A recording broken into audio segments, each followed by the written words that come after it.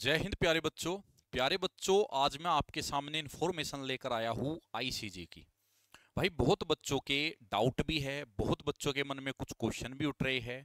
और जो भी आपके मन में डाउट है वो सारे मैं खुद पहचान के कि आपके मन में क्या चल रहा है, क्योंकि हम भी स्टूडेंट रहे हैं और जब एग्जाम नजदीक होता था हमें भी ये रहता था कि भाई क्या करे क्या ना करे। तो कुछ डाउट्स ऐसे हैं जो ज्यादातर बच्चों के मन में उठ रहे होंगे। तो पहले तो मैं वो डाउट्स लिखे हैं, आप मुझे कमेंट बॉक्स में ये भी बताना कि क्या बिल्कुल आपके मन की बात पड़ी है या नहीं पड़ी है। पहला डाउट्स बच्चों के एग्जाम में आईसीजी का पेपर कब होगा। अब जिसने पूरा नोटिफिकेशन पढ़ा है उसको तो पता होगा, लेकिन कुछ बच्चे ऊपर ऊपर से पढ़ लेते हैं चीजें, उसको नहीं पता होगा। ठीक है, तो ये एग्जाम कब होगा, तो लगभग लगभग आप 90 से 100 दिन लेके चल सकते हो। ठीक है, लगभग 90 डेज से 100 डेज। ठीक है, तो लगभग 90 दिन से 100 दिन आपके पास समय है, लगभग 3 महीने का समय है, इतने दिन बाद आपका एग्जाम होगा। ठीक है, अगला क्वेश्चन आता है बच्चों के मन में, तैयारी कैसे करें। तैयारी पेड बैच से करे, किसी एकेडमी का पेड बैच खरीदे, या फिर यूट्यूब से ही काम चल जाएगा, कैसे करें। देखो बेटा, अगर आप है फ्रेशर यानी आपने कोर्स नहीं पढ़ा हुआ है, आपने बेसिक से चीजें नहीं की हुई है, तो मैं आपको पर्सनली सलाह दूंगा कि आपको पेड बैच लेना चाहिए, किसी ना किसी का जरूर। मैं ये नहीं कहूंगा हमारा ही लेना चाहिए, आप किसी का भी ले सकते हो, जो टीचर आपको अच्छे लगते हैं आप वहां से पेड कोर्स ले सकते हो, क्योंकि बहुत ज्यादा महंगे पेड कोर्स आजकल नहीं है। जितना आपका 2 महीने का रिचार्ज होता है उतने रुपए में कोर्स मिल जाता है। ठीक है, तो आप अगर फ्रेशर है या न्यू स्टूडेंट है या बेसिक्स आपके क्लियर नहीं है, तो फिर पेड बैच मेरे हिसाब से आपको लेना चाहिए, क्योंकि एक छोटी सी भी गलती सिलेक्शन से बाहर कर देगी। कंपटीशन अच्छा खासा है, आपको पता है। ठीक है, तो पेड बैच लेना चाहिए।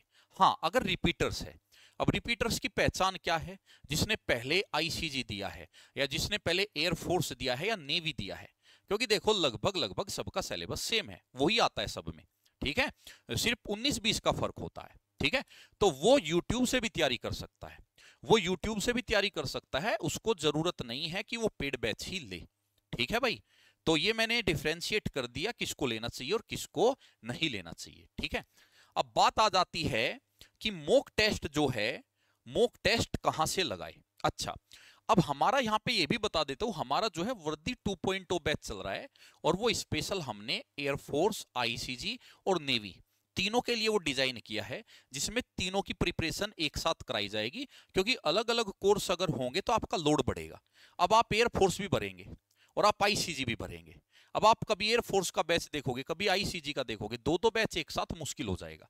और भाई आईसीजी के लगभग 1 महीने के आसपास या आपका 1 सवा महीने बाद एयरफोर्स का भी एग्जाम होना है, तो लोड बढ़ जाएगा। तो इसलिए आप सिंगल ही बैच रखिएगा। किसी ने अगर एयरफोर्स का ऑलरेडी लिया है, कहीं से भी लिया है, हमारा वर्दी 2.0 लिया है या किसी दूसरे प्लेटफॉर्म से लिया है, वो सफिशियंट है, चीजें वही आती है। ठीक है, आप घबराया मत करो, और गलती आपकी भी नहीं, आपको डराया जाता है, ऐसे दिखाया जाता है कि नहीं अलग से बैच लेना पड़ेगा। नहीं भाई, वही पढ़ाई है, वही क्वेश्चन है, वही चैप्टर्स है, अलग से कुछ नहीं लेना है। ठीक है, तो जिन बच्चों ने वर्दी 2.0 लिया है, स्पेशली मैं उनको कहता हूं बिल्कुल आपको कहीं और से बैच लेने की कोई जरूरत नहीं है, वो आपके लिए सफिशिएंट है। ठीक है, उसमें जो कराया जा रहा है वो मोर देन इनफ है। ठीक, अच्छा, अब बात आती है मॉक टेस्ट कहां से लगाए।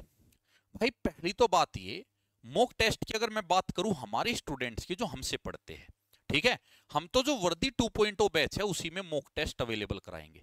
जिन बच्चों ने वर्दी 2.0 बैच लिया है उनको वहीं पे हम मॉक टेस्ट अवेलेबल कराएंगे, और 10 मॉक टेस्ट हम उनके लिए स्पेशल अवेलेबल कराएंगे, और 5 मॉक टेस्ट हम सबके लिए, जिन्होंने बैच लिया वो भी और जिन्होंने बैच नहीं लिया वो भी, 5 मॉक टेस्ट सबके लिए आएंगे। लेकिन वो एग्जाम के नजदीक ही आएंगे, जब एग्जाम का 1 महीना रह जाएगा तब आएंगे। तो जो सबके लिए फ्री ऑफ कॉस्ट मॉक मिलेगा वो एग्जाम के नजदीक मिलेगा। और अभी जो हमारे बैच में बच्चा है उसको अगले महीने से ही मॉक टेस्ट स्टार्ट हो जाएगा, जुलाई से मॉक टेस्ट मिलना स्टार्ट हो जाएगा। मिनिमम 10 रहेंगे, उनकी संख्या बढ़ाई भी जा सकती है, बच्चों की डिमांड के आधार पर वो 15 या 20 भी किए जा सकते हैं। ठीक है भाई, अच्छा, कैडेट्स टीम यूट्यूब पर क्लास लेगी आईसीजी की या नहीं लेगी।